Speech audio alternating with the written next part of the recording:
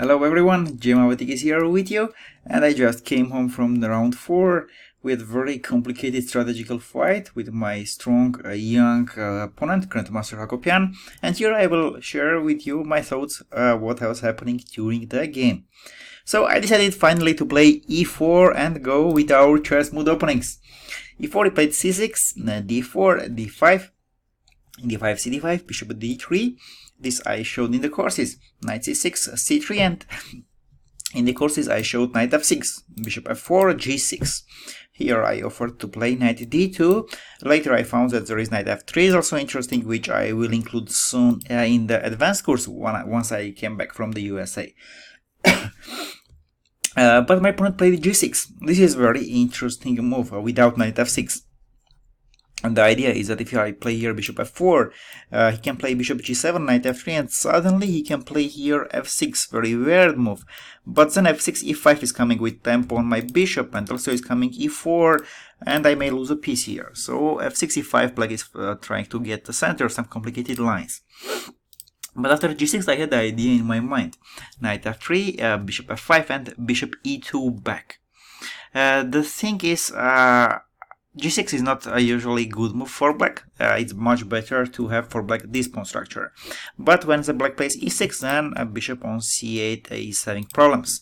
If my opponent played g6, here I am okay to go back. So my opponent solved the problem with bishop on f5, but then he will play the structure with g6. Additionally, bishop on f5 is going to be under my tempo. Somewhere is possible knight e2, knight f1, knight e3, or h3, g4 as happened in the game. So bishop e2 just back. Also it's possible to play this pawn structure. I really don't big fan of this. Knight f6, e6, bishop d6, knight e4, rook g8. Very easy game for black. So I just went bishop e2. By the way, this is not my idea, this is not novelty. This has played by Caruana in this position, knight f6, bishop f4, g6, and in this position Caruana played h3, bishop f5, and went back bishop e2. Then knight d2, short castle, and so on. Okay, let's go to the game. g6, knight f3, bishop f5, bishop e2, knight f6, short castle. And here my opponent did queen c7, very interesting move. Queen c7, the idea is not to allow my bishop to develop to an f4. And if I don't develop my bishop on f4, then what to do with this bishop?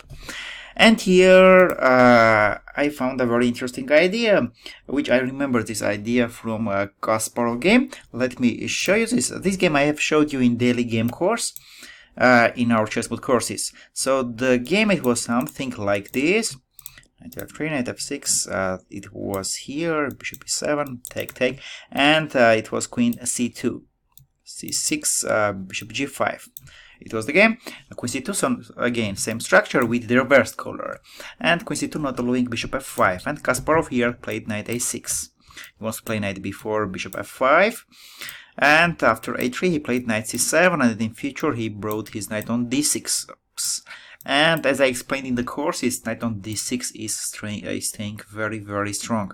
Because in future, b4, b5 is not easy for white. Knight is controlling the b5 square. Also, knight on d6, anytime after b4 can come to c4. Knight on d6 is controlling the e4 square. So this is the maneuver, knight a6 with tempo, knight b4 is coming and trying to bring him to d6. That's I tried to do in our game. I want here knight a3. I want to go knight b5. And after queen moves, then bishop f4.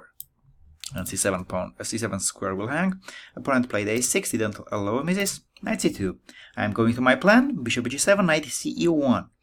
Short castle. And here I had choice. I could play knight d3 and then bishop f4. But after knight d3, my opponent would take bishop d3, and play b5. Well, I have now strong bishop on d3. But I was not sure about this position, especially when I had a very interesting resource, h3. h3 and try to go h3, g4, move this bishop and try to go knight d3, bishop f4. Whenever you play something like this, h3, g4, you should be very careful with this king. And be sure that the opponent cannot open the center. In this case, I was sure that the opponent cannot open the center because he cannot play e5, because my knight on d3, knight on f3, and bishop on f4, everything controls the e5 square, so black could never open the center. And anyway, in future, my plan was to attack this king on g8. So I will play g4, knight d3, bishop f4, some moment knight f5, maybe h4, h5, king g2, rook h1, and start attacking the king side. So it's really quite an interesting idea. I think this is a new idea in this card. b5, g4, opponent played bishop d7 back. Also, it would possible bishop e4. This is engine showing bishop e4, and everybody who was watching the game online, they asked, oh, why he played bishop d7 so passive. But for playing bishop e4, opponent should have calculated around half hour probably, because I have here many moves, knight d2, knight h2, knight g5 even. So with f3, I am going to trap the bishop on e4. And here is some complicated lines are starting, like knight h2. I want to go just f3 and bishop is gone. So here he's playing e5, f3, ed4, and sacrifice a piece on e4, some take, and get some initiative. But it's very complicated. I also can take cd4. I could play g5 first, attacking knight on f6 and then fe4. So lots of complication. My opponent just went back bishop d7. And knight d3. I brought my knight on d3 very successfully. This is the best place for my knight. Knight on d3. He controls the b4 square, not allowing to play b4. Bishop f4 is coming, so I am solving the problem with knight and bishop controlling the e5 square. And then after bishop f4, somewhere I will play knight fe5, king g2, and h4, h5, rook h1, maybe queen d2, bishop h6, change the bishop on g7, which is protecting the king on g8, and we'll checkmate him.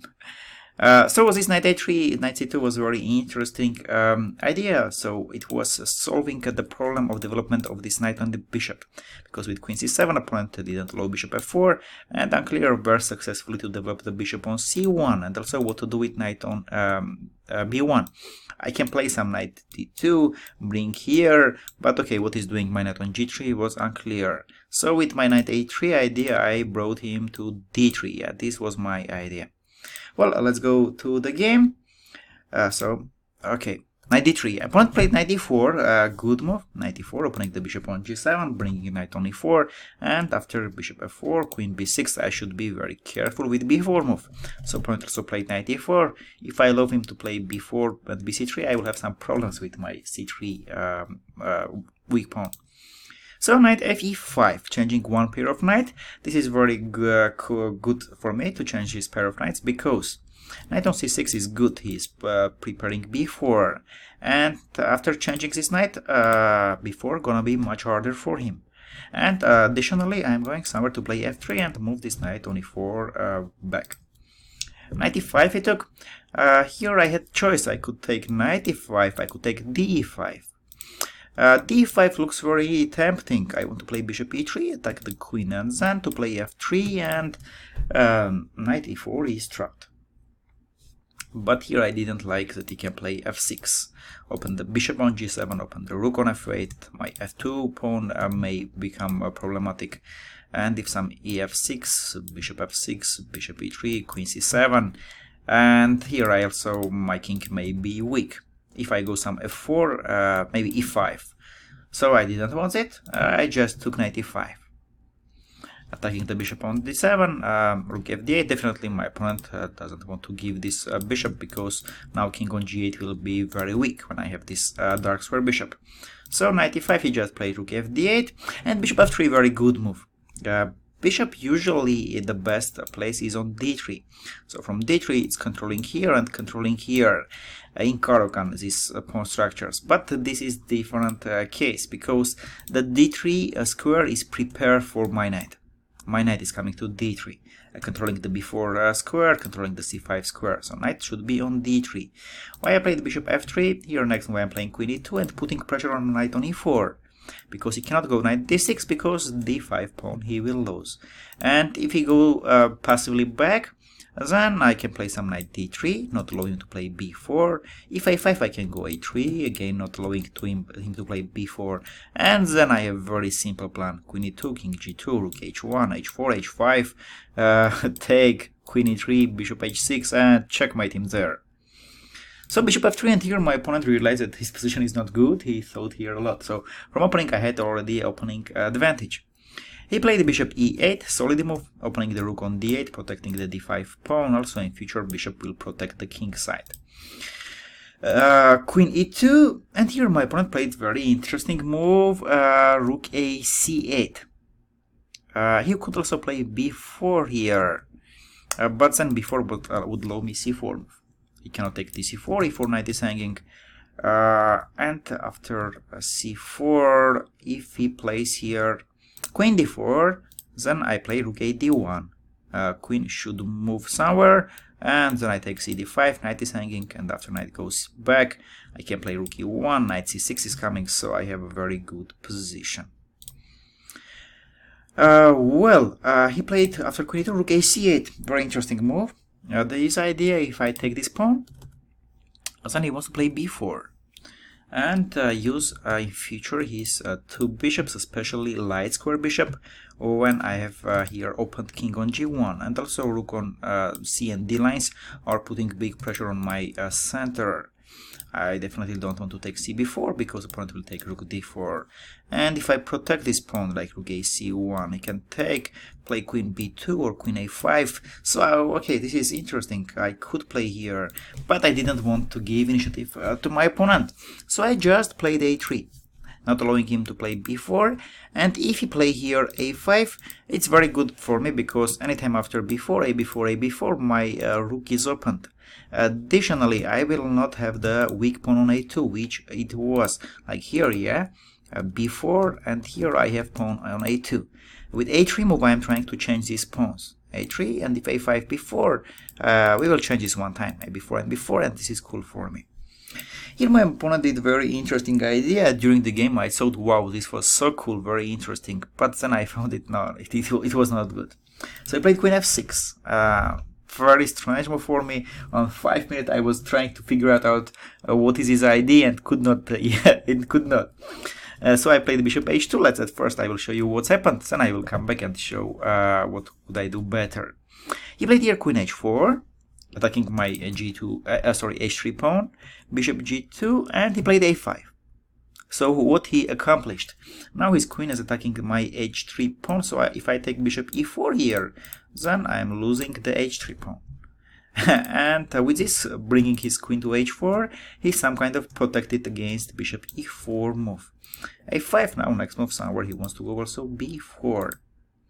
So after the game I realized that after queen f6 I should have played just queen e3, very comfortably protecting the bishop on f4, and now he cannot play queen h4. This I missed. I missed that after queen h4 I will just take bishop e4, d4, bishop g5, and his queen is trapped. So after queen f6 I played bishop h2. Bishop h2, queen h4, and bishop g2 protected the pawn, but now a5, and here I realized that everything is not very easy. Okay, so here I played knight d3, bringing back my knight, not allowing him to play b4. And also, some moment I'm going to play rook e1, f3 to move the knight on e4 back, and when I brought my knight back from e5 to d3, now e7 pawn will be problem. So if I play rook e1, f3, knight moves, I will take the e7 pawn. This was my idea, knight d3, to open the e line and not allow him to play b4. After knight d3, he played e6, so e7 pawn is not hanging, f3, knight d6 he played. He could also play knight g5, attacking the h3 pawn, but here I had very comfortable move knight f2, protecting the h3 pawn, and then next move is coming f4, and if knight e4, my knight from e5 came to f2, so I will just take knight e4. After f3, knight d6 he played, and bishop e5. I want to change the dark square bishops, because if he changes dark square bishop, then his dark squares becomes very weak, and he stayed with very bad bishop, light square bishop. All his pawns are in the light square, so this bishop is very bad, and my knight on d3 is doing great job. He cannot play b4. This would be a very cool position. So after bishop e5, he kept the bishops. Bishop f8 and king h2. Knight c4, bishop g3, finally moving this queen from here. Queen f6 he played, and now he wants to play b4.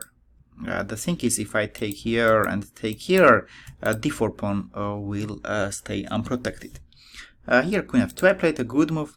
protecting the d4 pawn, and if before I will take and take this. So queen protects the d4 pawn, he cannot take. Additionally, with queen f2 move, I want to play bishop h4 and win here exchange. Rook d7 he played, so he is not losing exchange, and f4. f4, finally opening my bishop and trying to go f4, f5. This moment I was very excited, I thought I have really a big advantage, was very happy with my position. He played knight d6 to not allow me f5. And here when I checked with engine, he is showing that I should have played f5. Still go f5, give this pawn, and after ef5 play bishop d5, and it's showing big advantage for me. Yeah, engine is showing.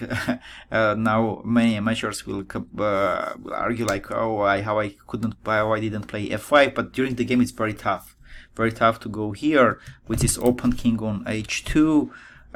Very tough to go here f5, especially when I cannot hurry. I can just bring my pieces and then in future to go f5. But yeah, maybe this was critical moment, I could go f5. I played knight c5, with tempo on rook on d7, and also not allowing opponent to play knight e4, because I will just take here. So I'm also with tempo on rook on d7. After rook a7, I played bishop h4. I thought this is also cool. Bishop h4, attacking queen and taking him very bad position on g7, and queen e2. Here, oh, by the way, bro, after knight d6, knight c5, my opponent here played rook a7 and offered a draw, which I immediately refused. I just immediately, in a few seconds, I played bishop h4, because I thought it's a big advantage. Queen g7, queen e2, and here I thought, cool, next move is coming f5, and he cannot do anything. But he played bishop c5. Sorry, bishop c6, and here I realized f5 is not so easy. My idea with f5 was to play f5 and open the king on g8. And if ef5, gf5, now if you take knight f5, it was to sacrifice this exchange and play rook g1. Next move I want to move this bishop. I can even take on d5. I thought, oh, I have very cool attack. So that was my idea when I played queen e2. But here I realized that after f5, he takes, and play rook e8. With tempo, very unpleasant move for me, with tempo on the queen on e2. If I play here queen c2, here already he just takes. The thing is, if I take rook g1, he just play queen h6. Now this is protecting. If I take bishop d5 check, king h8, I cannot take, this is not free, and so nothing here. And if after ef5, gf5, rook e8, I play queen d2, with idea, if knight f5, if knight f5, I take rook f5 and play rook g1 and then move the bishop, so no queen h6 because of my queen. Queen is on d2. After queen d2, he had knight c4 move. So this f5 was very dangerous for me, and here I already didn't find what should be the right plan for me, because if I cannot play f5, then what? Opponent next move will play rook e8, and he can even play f5 and knight e4, or he can just play rook e8, f6, and so what's happening? We both cannot improve our position. I cannot go f5, he cannot go b4, so we cannot improve our position. We just should sit and wait. Especially I here thought a lot, and here I had already time problem. I just played rook f2 and offered draw back, which my opponent offered me few moves ago. Here I offered draw back, and he agreed. Well, a very interesting strategical game. Also, opening part was interesting. I think this knight f3, bishop e2 in this position should be a novelty. I haven't checked it yet. And against this queen c7, this knight a3 was very interesting idea. Knight a3 to bring him to e1, and not knight d3 because he will take bishop d3. So we will spend 1, 2, 3, 4, and he just take this bishop or knight. Yeah. So it was to bring knight e1, play h3, g4, and knight d3. So I had advantage from the opening. Then probably I lost that critical moment where I could play f5 in this position. Played knight c5. Here I could go f5, e5, bishop d5. I was worried about my open king on h2, but in real pieces are very active. And next is coming rook e1, knight e5 is coming. So yeah, engine is showing big advantage for me, and maybe this is true. Maybe really I had a big advantage. I thought I can, without hurrying, to bring all my pieces and in future go f5, but then I could not go f5 anymore. So if someone just looks this game without comments, they will say, okay, very boring game. They went left, right, then a grid draw. But now you saw how many deep things there was, how many nuances, and how complicated strategical game it was. My opponent also did a very good job. Queen f6, queen h4 idea was good. Then he defended. He tried to play b4 somewhere. It was very interesting strategical game, and draw was okay. Hope you love it and found lots of interesting things. Especially remember this one in this pawn structure. Okay, if there is not bishop on d3, knight on d3 is staying super. The same is if queen's gambit. So the same pawn structure reversed. If not bishop d6, knight is staying on d6 super, and try to bring it even if you lose some tempos, because if you bring your knight on d6, you will have an advantage. And if you are a pro member, you have seen in commented games, Petrosyan game and Portish Kasparov, 2 games I analyzed in commented games. If you have not yet, just it must. You will understand so much about chess after watching these games. I will put in the comment in the description. I will put the number of the games, so in future you can watch the games. Take care. I hope tomorrow to play a cool game. Good luck to me, and you have a nice day.